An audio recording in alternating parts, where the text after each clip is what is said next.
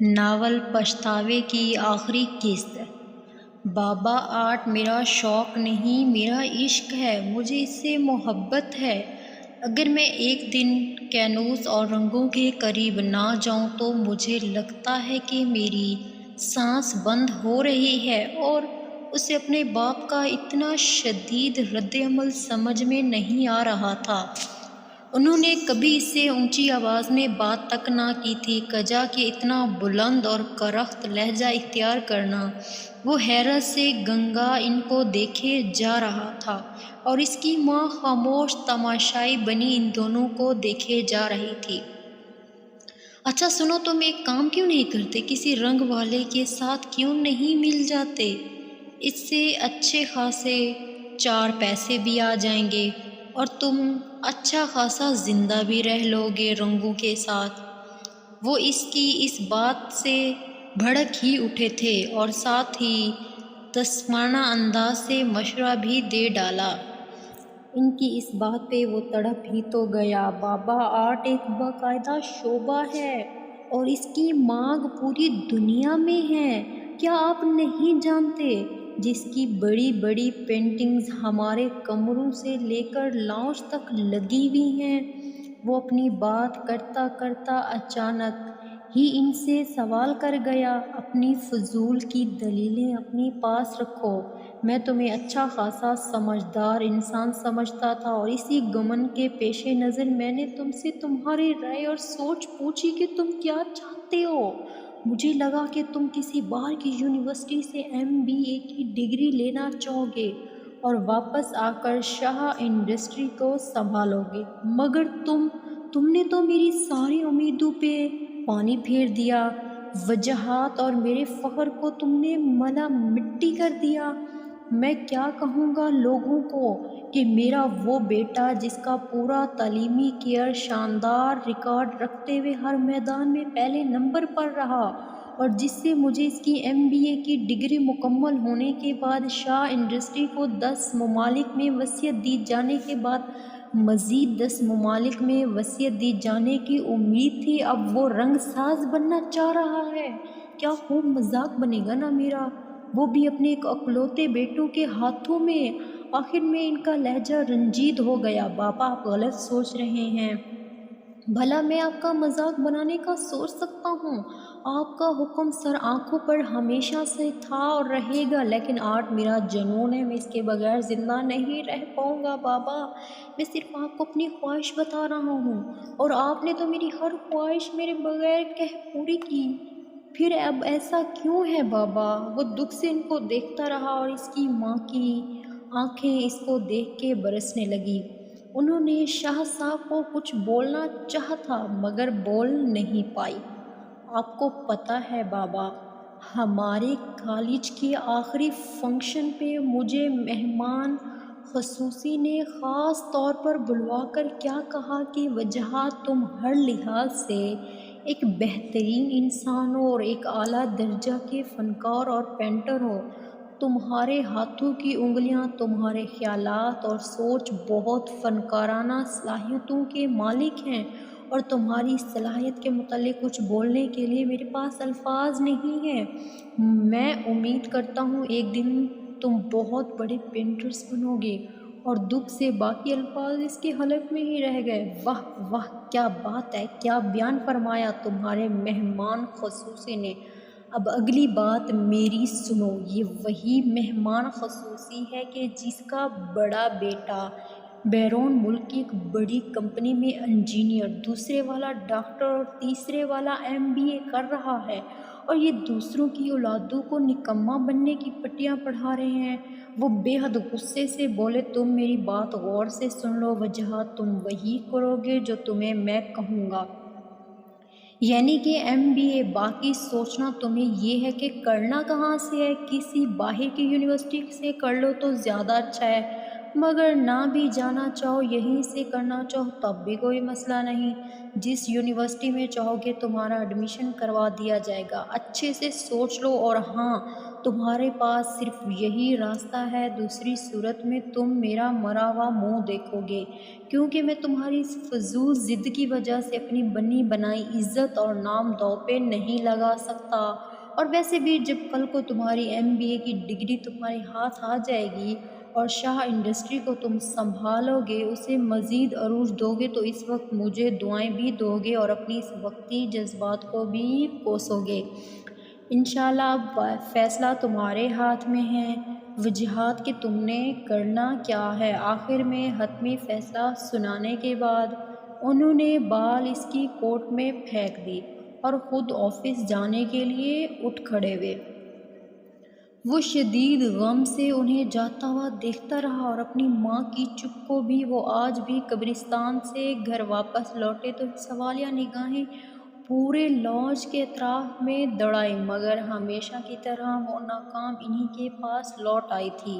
ان گزرے 10 سالوں میں ایک دن بھی وہ ان سے بات نہ کر سکے اور نہ ہی وہ کبھی ان کے سامنے آئے تھے، اور وہ شکوہ بھری نگاہ ان پہ ڈال کے وہاں سے ہٹ جاتی اور ان کے پچھتاوے اور بڑھ جاتے۔ اس دراز عرصے نے انہیں ایک لمبی جدائی بخشی تھی، یہ بھی ان کی اپنی ہی دین تھی۔ کسی اور کا بھلا کیا قصور تھا اس سب میں، اور پچھتاوے تھے کہ بڑھتے ہی چلے جا رہے تھے۔ کاش کہ ان پہ موت ہی مہربان ہو جاتی، مگر ایسا بھی تو نہ ہوتا تھا۔ اسے بھی ان پہ ترس نہ تھا اور وہ خود اس کو اپنے گلے لگا کر آخرت کا ایک بڑا پچھتاوا مول نہیں لینا چاہتے تھے، اس لیے سرد آہ بھر کر اپنے کمرے کی جانب چل دیے جہاں ان کی تنہائی ان کا انتظار کر رہی تھی۔ اب پوری رات آنسو کے ساتھ ہی گزارنی تھی، جو ایک طویل عرصے سے ان کا ساتھ نبھاتے چلے آ رہے تھے۔ وہ رات کو کافی تاخیر سے گھر پہنچے تو ایک غیر معمولی سی خاموشی محسوس ہوئی۔ وہ نام محسوس انداز سے تیز کی تیز قدم اٹھاتے اندر داخل ہوئے۔ لاؤنج میں داخل ہوتے ہی مدھم پڑتی سسکیوں نے ان کا استقبال کیا تو وہ بے اختیار بھاگتے ہوئے صوفے کی جانب بڑھے جہاں وہ زاروں قطار روئے چلے جا رہے تھے۔ ان کا دل بے ہنگامہ انداز سے دھڑکنے لگا۔ رومانا کیا ہوا؟ آپ کیوں رو رہی ہیں؟ لائبہ اور باقی سب کی طرف سے تو خیریت ہے نا؟ انہیں روتا دیکھ کر وہ بے اختیار سوال پہ سوال کرتے چلے گئے اور بڑی بیٹی کا نام لیتے باقی سب کا بھی پوچھ لیا۔ ہاں وہ سب ٹھیک ہے، لیکن وہ ٹھیک نہیں۔ وہ رونے کی وجہ سے ان کی بات پوری نہ ہو سکی تو وہ اور شدت سے رونے لگی کہ کون ٹھیک نہیں؟ آپ کس کی بات کر رہی ہیں؟ بلکہ رکیں، آپ پہلے پانی پئیں۔ اور خود ہی دوڑ کر وہ لاؤنج سے کچن کی جانب بڑھے اور جلدی سے ان کے لیے پانی لے آئے اور ان کی حالت کے پیش نظر خود ہی ان کی طرف پانی بڑھایا۔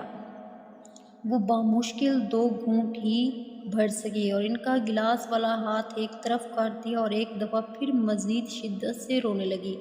وہ گلاس صوفے کے سامنے پڑے میز پر رکھ کر خود ان کے سامنے صوفے پر بیٹھ گئی اور ہاتھ ان کے پشت سے گزر کر صوفے پر پھیلا دیے۔ چلیں اب رونا بند کریں اور مجھے بتائیں کہ کیا ہوا ہے؟ کون ٹھیک نہیں؟ آپ کس کی بات کر رہی ہیں؟ وہ انتہائی صبر سے خود کو پرسکون رکھ کر ان سے پوچھنے لگے۔ وجی وہ ٹھیک نہیں ہے۔ جب سے آپ گئے ہیں وہ جب سے کمرے میں بند ہیں اور نہ ہی کچھ کھایا ہے۔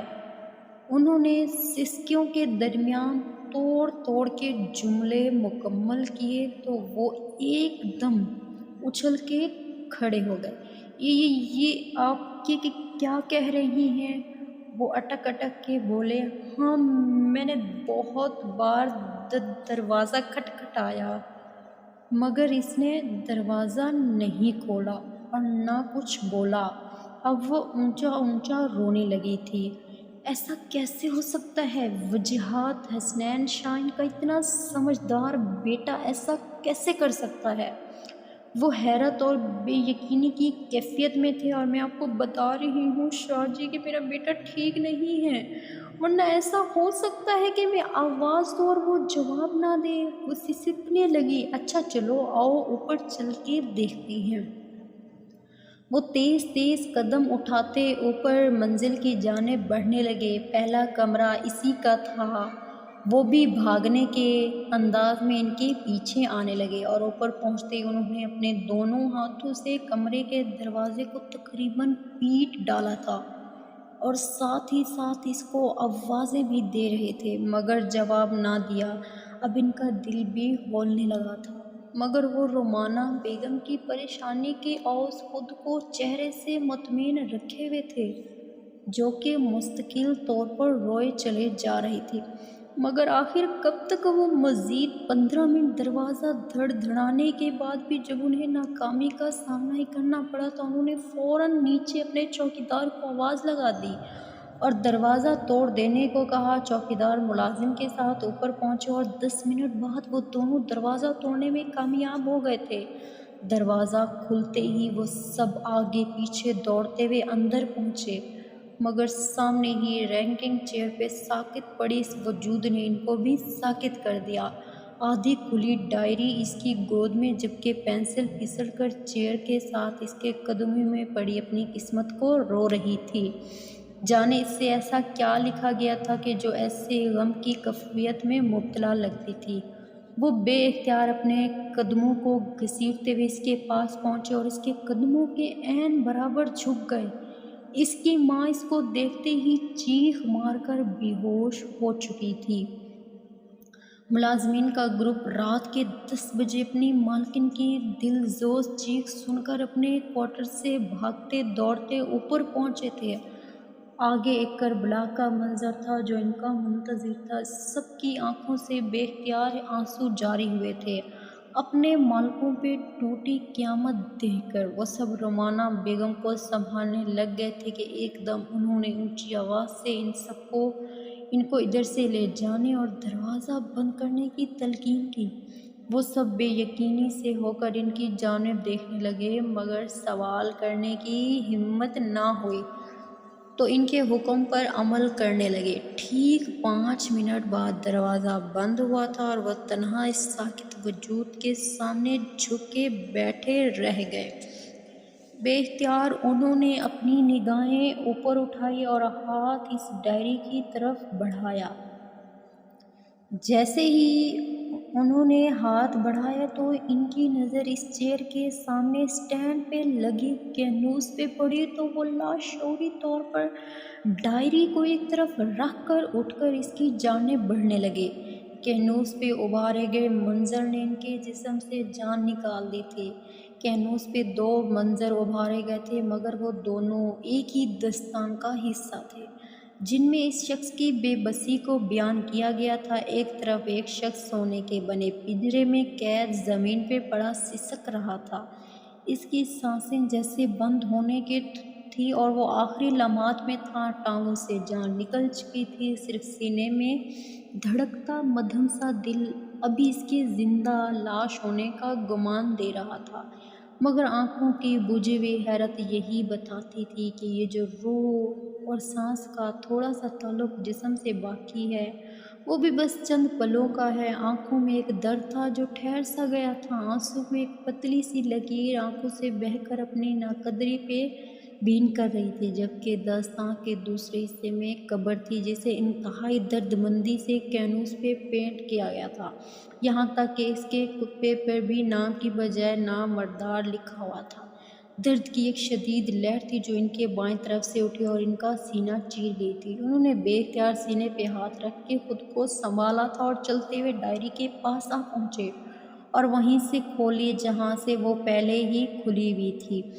آنکھیں تحریر پر پھسلنے لگی تھی۔ وجیہت حسنین شاہ، جو شاہ انڈسٹری کا ایک اکلوتا وارث ہے، جس کے بارے میں اس کے دوستوں کا کہنا ہے کہ میں جو چاہے کر سکتا ہوں، جو چاہے کر سکتا ہوں۔ ہاں، وہ سب درست کہتے تھے، میں سب کر سکتا ہوں، لیکن بابا کی مرضی کے مطابق اپنی مرضی سے کچھ بھی نہیں کر سکتا۔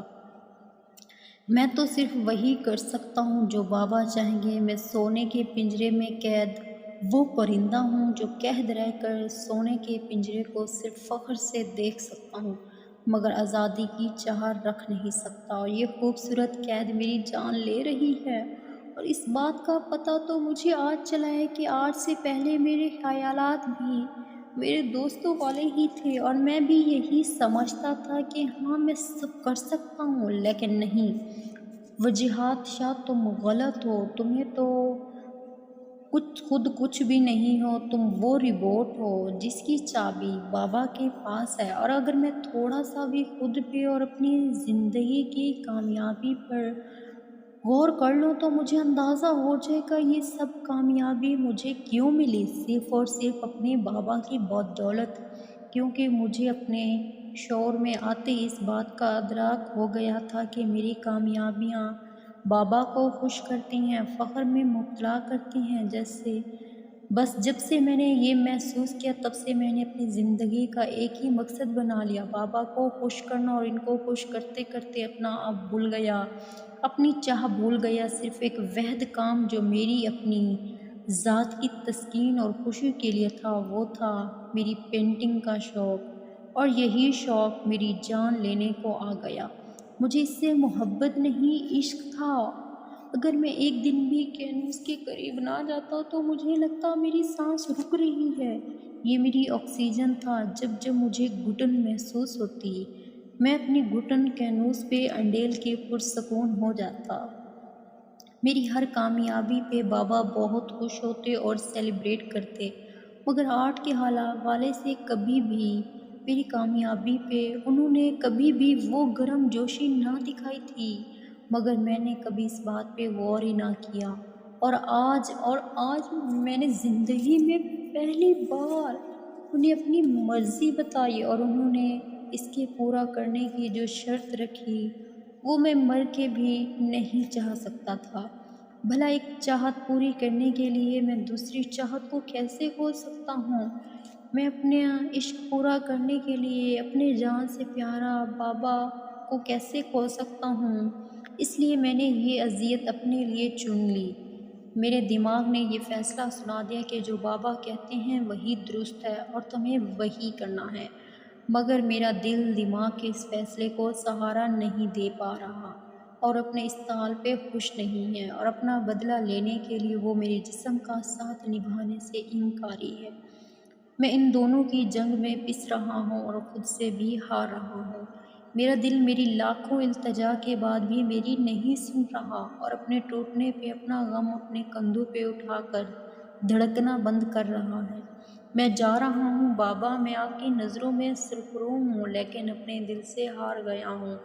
ہو سکے تو مجھے معاف کر دیجیے گا۔ آپ کا وجاہت حسنین شاہ معافی کا خواستگار ہے۔ ڈائری ان کے ہاتھ سے چھوٹ کے نیچے جا گری اور آنکھوں کے آگے اندھیرا چھانے لگا۔ کوئی ایسا بھی کر سکتا ہے کیا؟ اگر کر سکتا ہے تو کیسا؟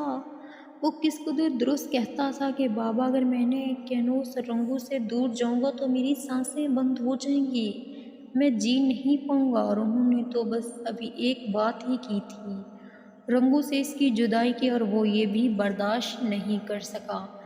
ہاں وہ واقعی ان کا سمجھدار بیٹا تھا، اس لیے ان کی نظروں میں سرخرو ہو گیا، مگر اس سرخرو ہونے کا اس نے ان سے اتنا بڑا تعاون لیا کہ بدلے میں نہ ختم ہونے والا پچھتاوا چھوڑ گیا۔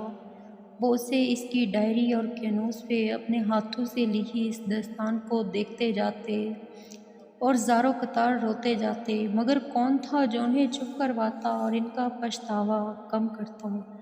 کاش اے کاش وہ اس کو سمجھتے۔ ساری زندگی وہ اس پہ اپنی مرضی مسلط کرتے رہے، اور وہ فرما برداری سے سر جھکاتا رہا، اور اس سر جھکانے کی عادت نے ان کو غم میں مبتلا کر دیا۔ اور اب بھی جب اس نے ان کے سامنے اپنا منہ پھکا رکھا تو در حقیقت ان کے زخم کو ٹھیس پہنچی کہ ان کے ہوتے ہوئے وہ اپنے فیصلے خود کرے گا، تو یہ ان کو برداشت نہ تھا۔ صرف اپنے زخم اور انا کی تسکین کی خاطر انہوں نے اس پہ جبری فیصلہ لاگو کیا اور بدلے میں اس کی جان ہی لے لی۔ کیا کوئی باپ ایسا بھی ہو سکتا ہے جو اپنی اولاد کی خوشیاں خود اپنے ہاتھوں سے چھین لے اور اسے قبر کے حوالے کر دے؟ ایسا نہیں تھا کہ انہیں اس سے محبت نہ تھی، مگر صرف ایک ان کی ضد نے انہیں اتنا بڑا خسارہ دیا اب پوری زندگی انہیں اس درد اور پچھتاوے کے ساتھ ہی پل پل جینا اور مرنا تھا جو تقدیر نے ان کے اپنے ہی ہاتھوں ان کی جھولی میں ڈالا تھا۔ وہ روز اپنے معمول کے مطابق قبرستان جاتے، سارا دن وہیں گزارتے اور اپنے پچھتاووں میں مزید اضافہ کر کے گھر واپس لوٹ آتے، جہاں روز کی درد بھری خاموشی ان کا انتظار کر رہی تھی۔ مزید اس طرح کے اچھے ناول دیکھنے کے لیے ہمارے چینل کو سبسکرائب کریں۔ ویڈیو اچھی لگے تو ویڈیو کو لائک کر دیں۔ شکریہ۔ دوسری ویڈیو تک اللہ حافظ۔